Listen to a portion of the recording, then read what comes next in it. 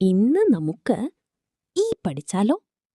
മലയാളം അക്ഷരമാലയിലെ മൂന്നാമത്തെ സ്വരാക്ഷരമാണ് ഇ. വളരെ എളുപ്പത്തിൽ പഠിക്കാവുന്ന രസകരമായൊരു അക്ഷരമാണിത്. ഈ എങ്ങനെ എഴുതാം? ഒരു ചെറിയ വട്ടമിട്ട് തുടങ്ങി അത് മുകളിലേക്ക് വളച്ച് ഒരു കൊളുത്തുപോലെ താഴേക്ക് കൊണ്ടുവരിക. ശേഷം വീണ്ടും മുകളിലേക്ക് കൊണ്ടുപോയി ഉള്ളിലേക്കൊന്ന് ചുറ്റിയാൽ ഈ തയ്യാർ. നമുക്ക് ഈ വെച്ച് തുടങ്ങുന്ന ചില കൊച്ചു വാക്കുകൾ പരിചയപ്പെട്ടാലോ? ഈ ഇല.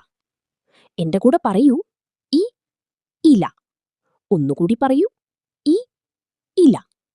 അടുത്തത് ഈ ഇഞ്ചി. എന്റെ കൂടെ പറയൂ. ഈ ഇഞ്ചി. ഒന്നുകൂടി. ഈ ഇഞ്ചി. ഇതോ ആർക്കെങ്കിലും പറയാമോ ഇതെന്താണെന്നോ?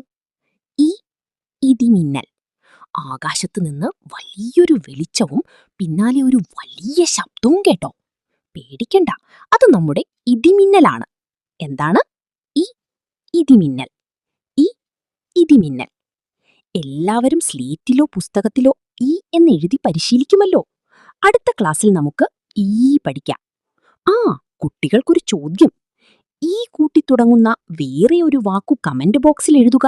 അതുവരെ ടാറ്റാ.